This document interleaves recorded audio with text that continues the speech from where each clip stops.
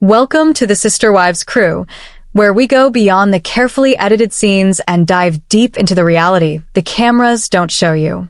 Today we are embarking on an investigation that peels back the layers of a story you thought you knew. The premise we've been sold is one of a crumbling polygamist family, a tale of heartbreak and divorce. But what if that's just the cover story? The hook for today's deep dive is this. The story of the Brown family's collapse isn't a domestic drama. It's a meticulously documented chronicle of alleged financial conspiracy, custodial fraud, and a systemic effort to consolidate assets that began years before the first wife ever walked away. We have sifted through insider reports, connected with sources close to the family, and analyzed exclusive theories that paint a picture so dark it makes the on-screen drama look like child's play.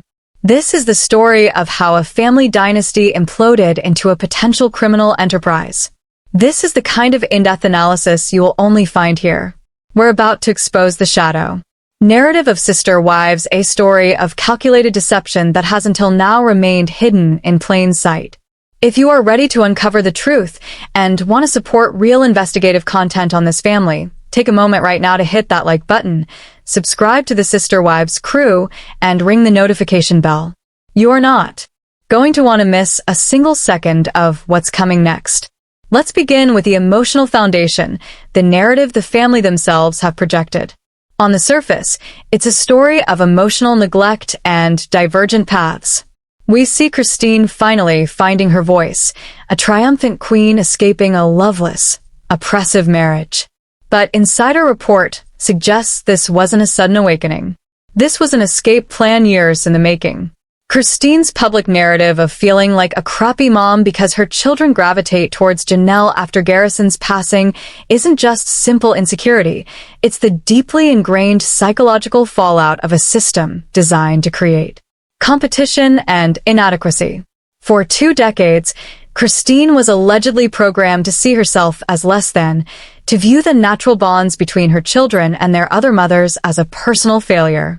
Sources suggest that every tear, every confession of inadequacy on camera was both genuine in the moment, but also part of a larger subconscious strategy to justify her eventual departure in the eyes of the public. She wasn't just leaving a husband, she was extricating herself from a psychological prison, and she knew she needed the audience on her side to do it successfully. The feeling of being a crappy mom was the emotional key she used to unlock the public's sympathy, a key that was forged in the fires of polygamist. Then there is Mary, the first wife cast adrift in the lonely sea of modern dating. The show presents her as a slightly awkward but hopeful singleton, swiping on apps and rediscovering herself after decades in a platonic, hollow marriage. But exclusive theories suggest this narrative is a carefully constructed. Our campaign, the catfishing scandal, wasn't just an embarrassment. It was a traumatic event that sources say left Mary with deep-seated trust issues that make genuine connection nearly impossible. Her on-camera dating journey is described by insiders as performative healing. She is playing the part of a woman moving on, but behind the scenes she is allegedly still deeply entangled in the family's complex and murky finances. There are theories that Mary was the original financial powerhouse of the family, and her early investments and income streams were absorbed into the larger family pot. A pot that was slowly and systematically drained in favor of Robin's household. Her struggle isn't just about finding a man, it's about reclaiming their identity from a system that first utilized her, then discarded her, all while potentially holding her financial freedom hostage. She's not just navigating dating apps, she's navigating the wreckage of her own life's work. And Janelle, the stoic, logical one.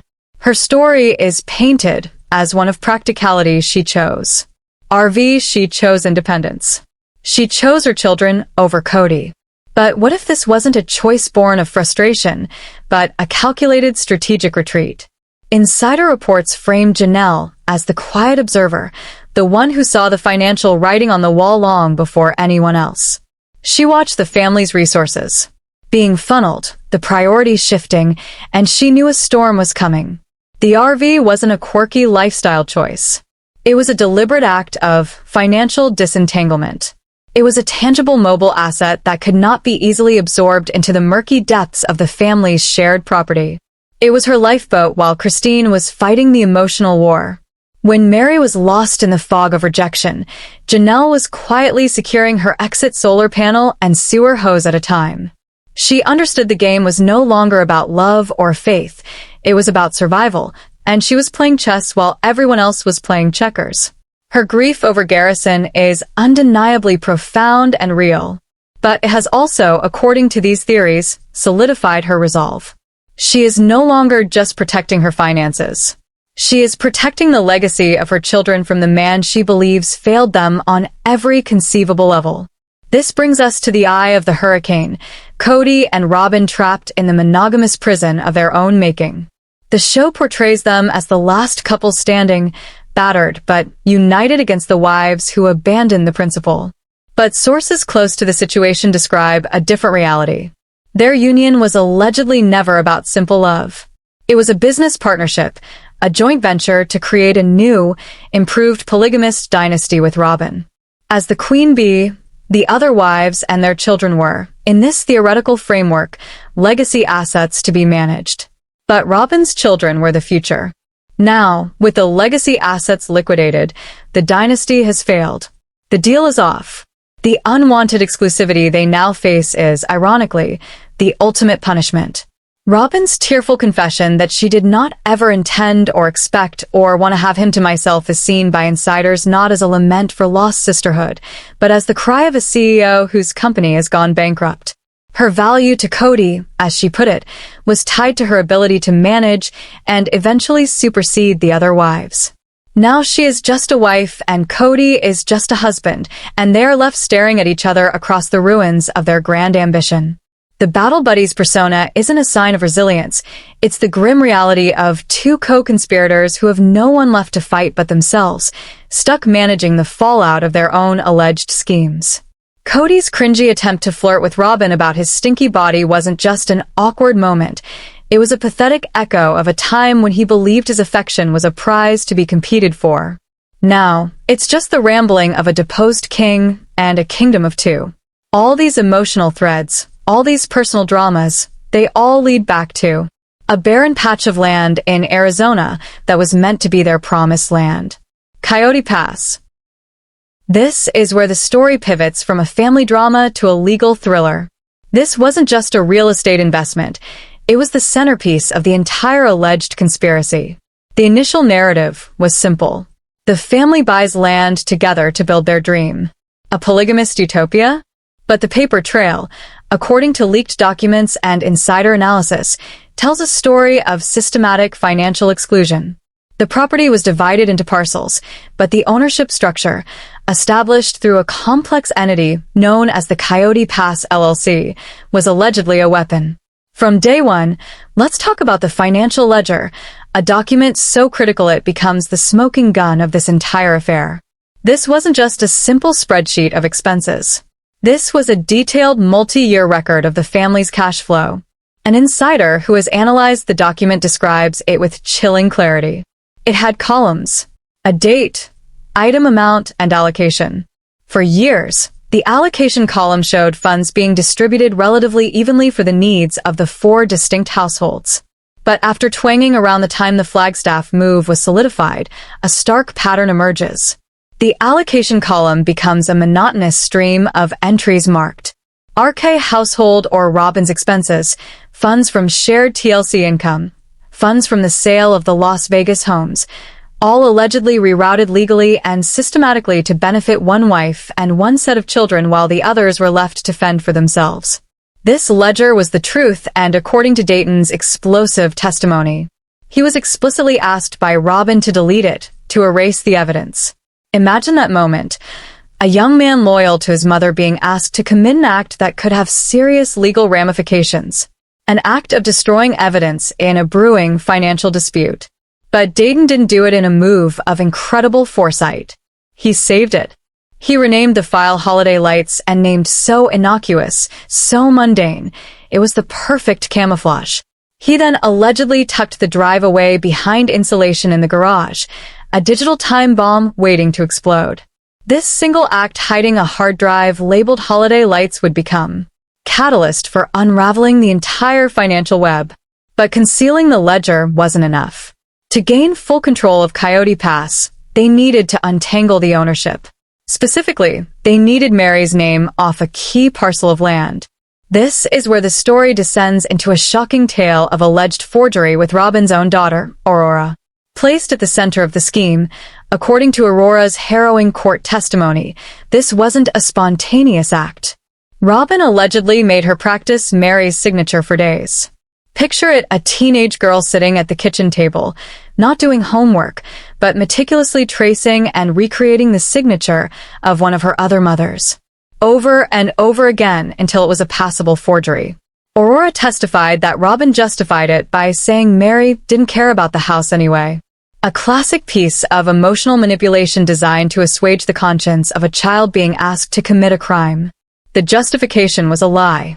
Mary testified she was never consulted, never agreed, and that the signature on the trust transfer document was unequivocally a forgery. Using your own child as the instrument of a financial crime is a profound betrayal, but it also reveals a breathtaking level of perceived impunity. It suggests a belief that the family's internal rules and loyalties supersede the laws of the outside world. The conspiracy, however, did not exist in a vacuum. It required accomplices, and to Rebecca J. Sullivan, the notary, a notary's role is to be an impartial witness to verify identity and ensure that legal documents are signed without coercion. But according to a trove of leaked emails entered as court, Sullivan was anything but impartial. She was allegedly an active participant in the scheme. An email from Sullivan to Robin, dated just days before the forged document was filed, provides explicit instructions. The email, according to court records, advised Robin that the quietest path would be to use Aurora for the signature.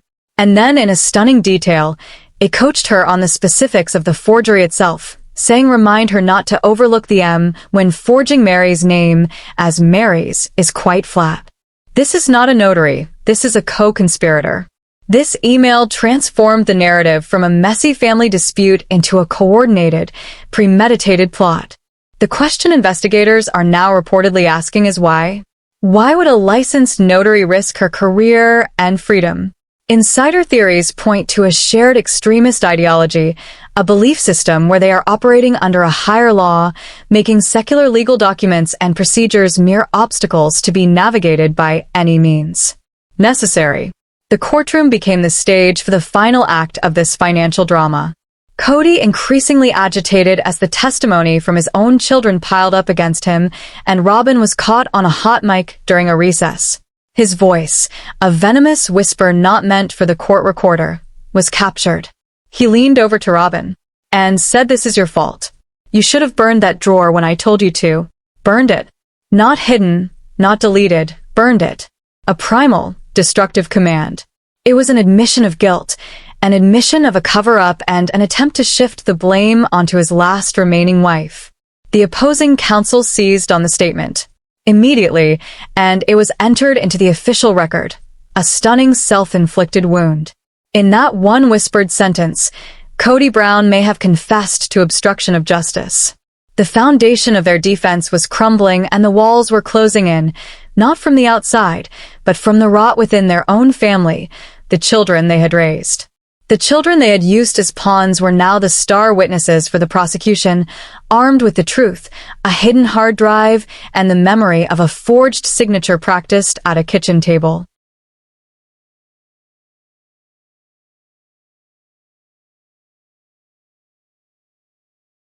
Just when the story seemed to have reached its most depraved depths with financial fraud and the manipulation of children, a new bombshell detonated. So profound, would rewrite the very DNA of the Brown family.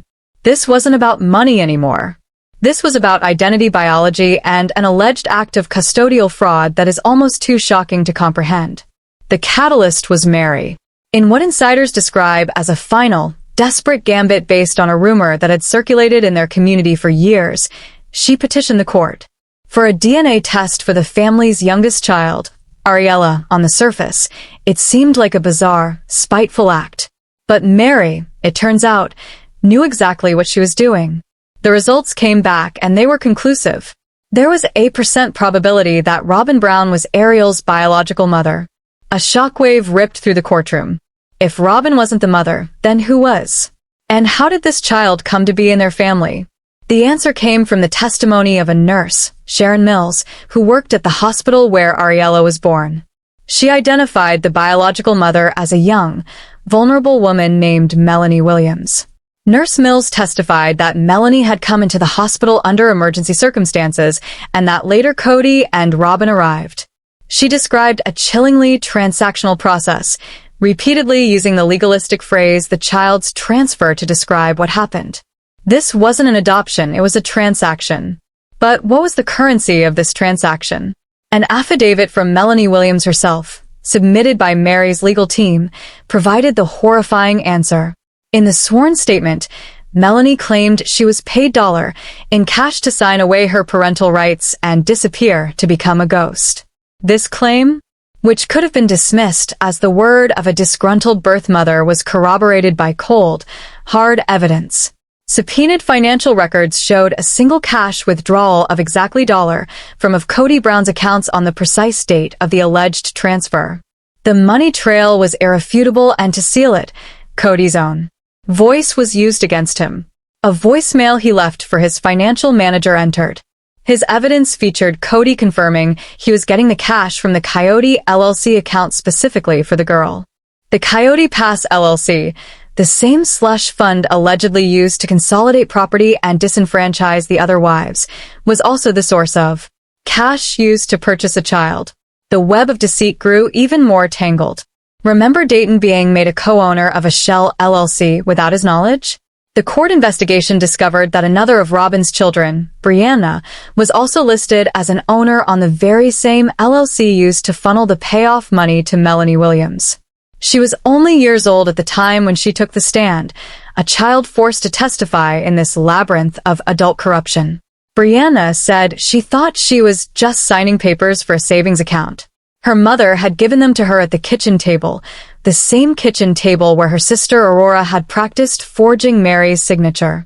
The family's kitchen table had become the headquarters for their alleged criminal enterprise, and the children were their unwitting, and in some cases unwilling, accomplices. This wasn't just poor parenting. This was the systemic alleged use of minors to facilitate and conceal major financial and custodial crimes. Then, in a plot twist worthy of a Hollywood movie, Melanie Williams, the ghost, reappeared. She walked into the courtroom, a living, breathing refutation of the family's narrative. She testified that she had been coerced, that she was in a desperate situation and felt she had no choice, and now she wanted her daughter back. She filed a formal petition to have her parental rights restored, in a move of stunning grace and compassion. However, she requested temporary dual guardianship with Robin, acknowledging the bond Ariella had formed and seeking to minimize the trauma to the child. Caught in the middle of this catastrophic revelation, the legal hammer finally fell. Based on the mountain of evidence and testimony, Cody Brown was formally charged. The slate of serious felonies, forgery, conspiracy to commit fraud, and the fraudulent use of a minor. Robin, while avoiding the most serious charges, was found guilty of custodial interference and failure to report financial conflict. She received 5 years of probation and, most significantly, a lifetime ban on any future guardianship. The court had legally stripped her of the ability to ever be a mother to another child in this manner again. Yet amidst the cold, hard legal verdicts, a single heartbreaking document was submitted to the court. A letter written in a child's hand from Ariella herself. It was a simple plea for the truth, and for the moms involved to just share love. It was a poignant, devastating reminder of the innocent soul at the heart of the storm. The family's legal and ethical collapse was further compounded by the tragic passing of Garrison Brown. In the wake of this unspeakable loss, Cody and Robin made a decision that sent shockwaves through the sister wives' viewership and ignited accusations of grief, grifting. They moved, citing the pain and hard memories associated with their home. They purchased a new one. But this wasn't a simple relocation. They moved into an almost square-foot mansion, a palace nearly percent larger than their previous home. For a family that had just shrunk to 4 people. Their public justification was the need for a fresh start, away from the trauma. But the language they used to describe their new home in private communications that were later leaked was telling. They used words like opulence, magnificence, and most bizarrely, delicious. This jarring disconnect between their public posture of grief and their private celebration of luxury led many to believe that Garrison's death was being used as emotional cover. The theory now being investigated by online communities is that this massive lifestyle upgrade was pre-planned and the tragedy provided the perfect, unassailable excuse to liquidate assets and make the move without facing scrutiny from the other wives or the public. This theory gained significant traction when Christine's legal team brought forward yet another piece of evidence documentation showing that 2 years prior, Cody had secretly transferred an 8-acre parcel of Coyote Pass land directly to Aurora. The transaction was made using funds from the shared TLC income funneled through yet another concealed shell company. This proved that the strategy of hiding assets and favoring Robin's children wasn't a recent development. It was a long-term plan that had been in motion for years. The final damning piece of evidence was the blueprint. An original survey map of Coyote Pass, marked up in Cody's own handwriting, was discovered. It laid out his vision for the land's distribution. The plots were clearly marked, but only for Robin's children, Aurora, Brianna, and Dayton. Not a single one of his biological children with Mary, Janelle, or Christine was included. It was a visual confession, a map of his betrayal showing a clear, premeditated intent to disinherit the majority of his own children. As the authorities led a handcuffed Cody away after the hearing, he reportedly made one last desperate and bizarre statement. He revealed there was one more name on the LLC. Final attempt to deflect blame, or perhaps take someone else down with him. She thought she erased herself from the records. He allegedly sneered. But I kept the originals. The implication was that another person, perhaps even Aurora herself, was more deeply involved than she had let on. It was a final act of treachery from a man whose family had been completely destroyed by his own alleged actions. And now for the most recent update, a development that elevates this from a family tragedy to a potential federal case. An anonymous source from within the county clerk's office has leaked information that a federal inquiry has been opened into the Brown family's finances. The movement of money from TLC, a major corporation, across state lines to fund the shell LLCs, and the alleged illegal child's transfer has triggered interest from the FBI. They are reportedly investigating potential wire fraud and have even floated the term RICO, a law typically used to prosecute organized crime syndicates. The report suggests that the notary, Rebecca J. Sullivan, is cooperating fully with federal investigators in exchange for immunity, and that financial institutions have begun turning over years' worth of records. The net is no longer just closing in. It's being drawn by the highest levels of law enforcement. The shadow narrative has finally broken into the light, and the consequences may be far greater than anyone ever imagined. So we're left with the reckoning. The story of the sister wives is no longer about the failure of polygamy. It is a story about the complete and utter failure of trust. A trust that was allegedly systematically dismantled through financial maneuvering, forgery, and the weaponization of children. The family that once preached a gospel of love and multiplication is now facing a reality of division and subtraction. The legal system has rendered its verdict on Robin's fitness as a guardian and is poised to render its verdict on Cody's freedom. But this leaves us with a final, haunting question that goes beyond any courtroom. It is a question posed by Ariella's letter, a question about the very nature of motherhood and love. What is the true measure of a mother? Is it biology? Is it the truth, no matter how devastating? Or is it the bond a child feels, the love they have received, even if that bond was built on a foundation of lies?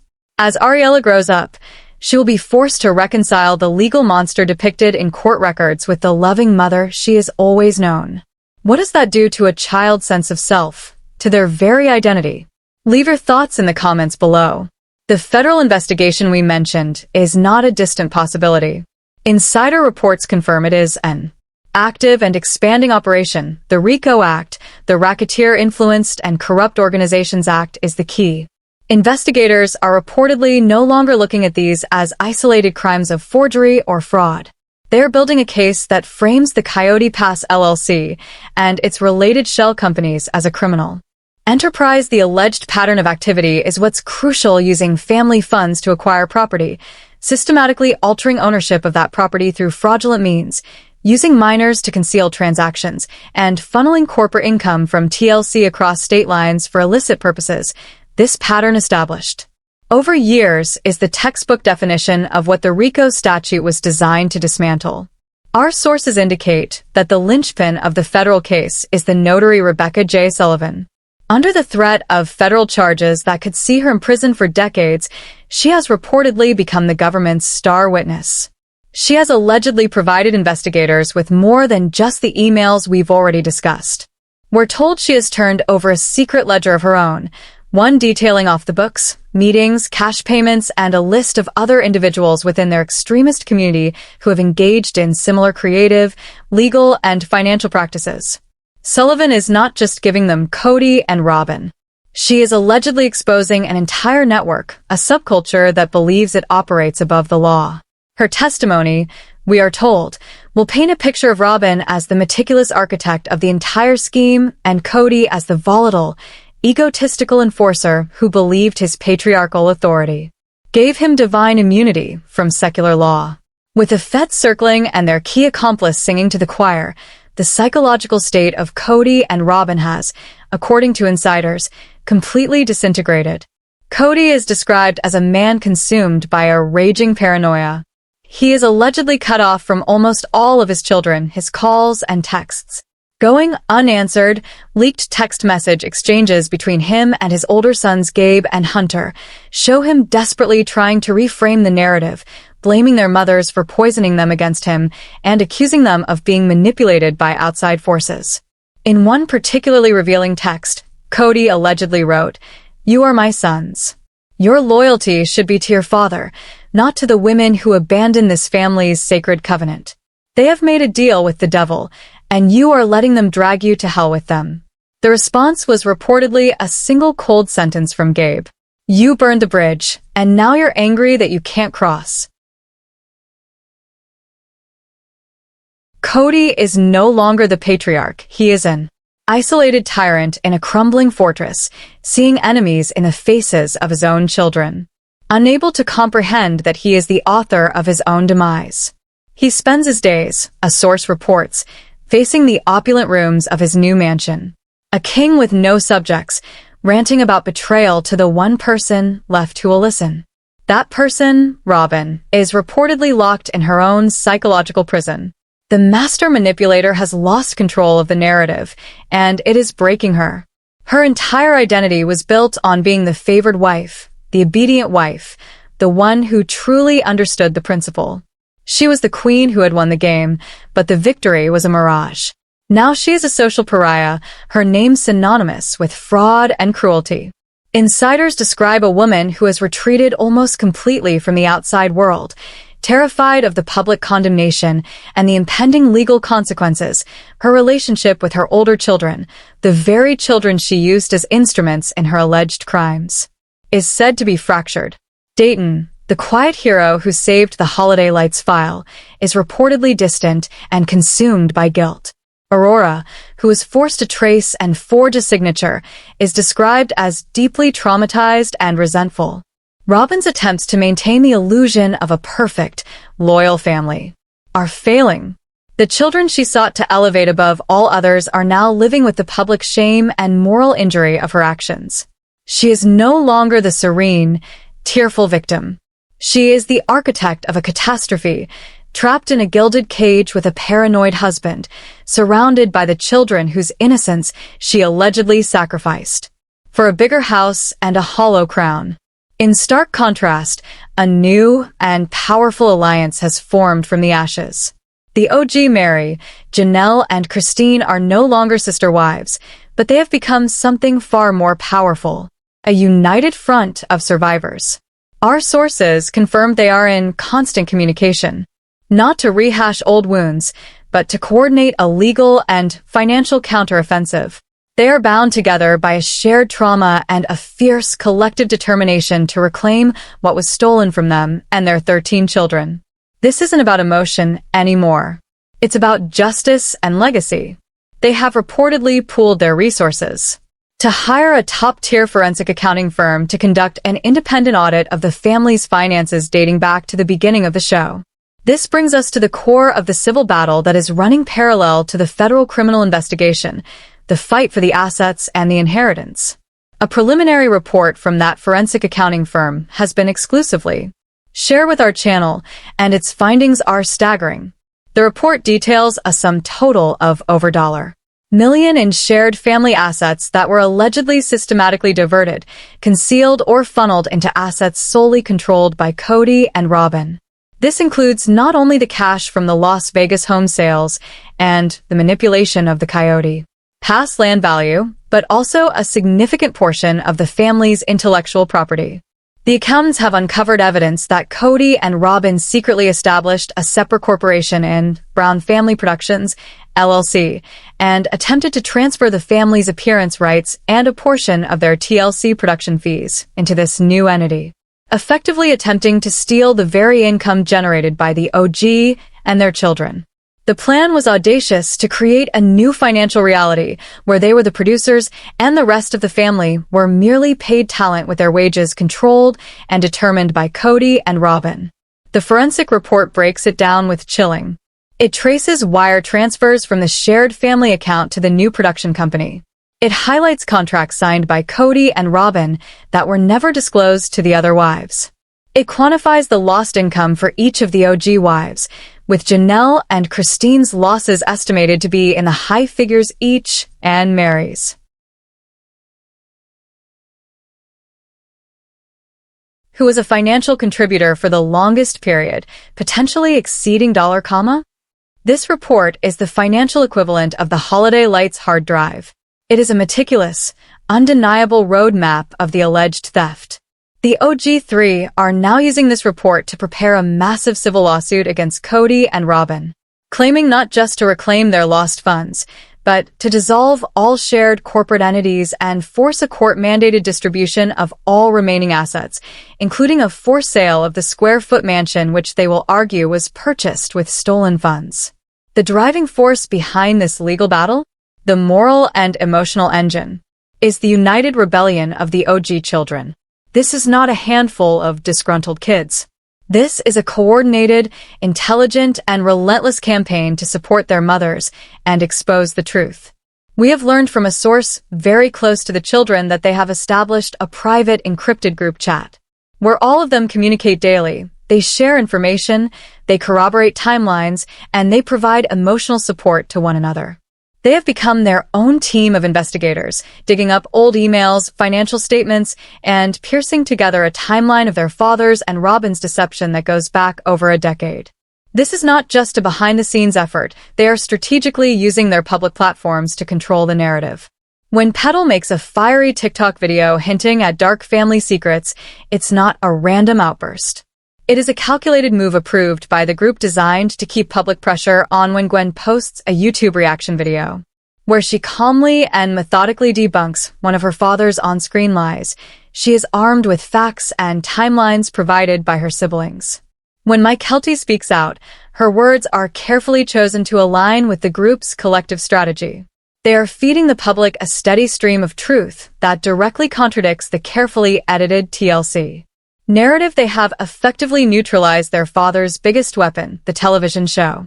He can no longer control how he is perceived because his own children are providing a real-time fact-checked counter narrative. This children's rebellion is perhaps the most unforeseen and devastating blow to Cody and Robin, the very children Cody disinherited on his hand-drawn map, are now the ones drawing a new map, a map that leads directly to justice for their mothers. This all leads us to the final chilling theory, the end game that explains the why behind all of this alleged criminality. Why risk everything? Why destroy your family? It wasn't just for a bigger house, more and more comfortable life, Our exclusive theory, pieced together from insider testimony and analysis of the extremist ideology Cody has increasingly espoused, is this: Cody and Robin's ultimate goal was to perform a hostile takeover of the Brown family and use its assets to launch a new purified polygamist sect with Cody as its prophet patriarch and Robin as its founding first mother. The OG and their children were not family.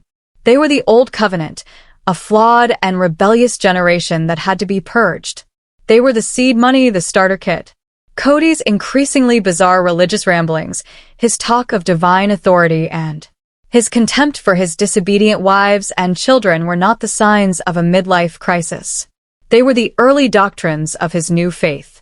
The plan was to consolidate all the wealth, build a compound on Coyote Pass for Robin's children and the new, younger, more obedient wives he planned to bring in, and establish a dynasty that would be loyal only to him. The alleged financial crimes, the forgery, the custodial fraud, they were all justified in his mind as necessary acts to fulfill his divine calling. He wasn't stealing from his family, he was reallocating God's resources to build a more worthy kingdom. This theory transforms him from a failed family man into a would-be cult leader. And it reframes Robin not as a homewrecker, but as a willing and ambitious co-founder of his new religious order. And so we stand at the precipice of the final reckoning. The legal system, both state and federal, is grinding forward, preparing to hold Cody and Robin accountable for their alleged crimes. The civil suit is poised to dismantle their ill-gotten financial empire and restore the inheritance to the children Cody tried to erase from the map. The family as the world knew it is dead. But a new family, a resilient and powerful union of mothers and children forged in the crucible of betrayal, has risen to take its place. They're not just seeking financial restitution, they're seeking to reclaim to correct the historical record and to ensure that the legacy of the Brown family is not one of a failed reality TV show, but one of truth, survival, and ultimate justice. This saga has become a dark and cautionary tale, a story of how the pursuit of power disguised as faith can corrupt and destroy everything it touches. It has forced us to look beyond the curated drama and confront the terrifying possibility of what can happen when family loyalty is weaponized and children are seen not as blessings, but as assets on a balance sheet. The final question we are left with is not just about guilt or innocence, but about the very soul of this family. When all the legal battles are over, when the money has been returned and the sentences have been served, what remains? Can a family so profoundly broken ever truly heal? And for the children who have had to become warriors to fight their own father, can they ever find a way back to peace? Let us know what you believe the final chapter of this story should be. Will it be justice, forgiveness, or a painful combination of both? Thank you for joining us on the Sister Wives crew for this deep dive. Stay subscribed for more updates as this story continues to unfold.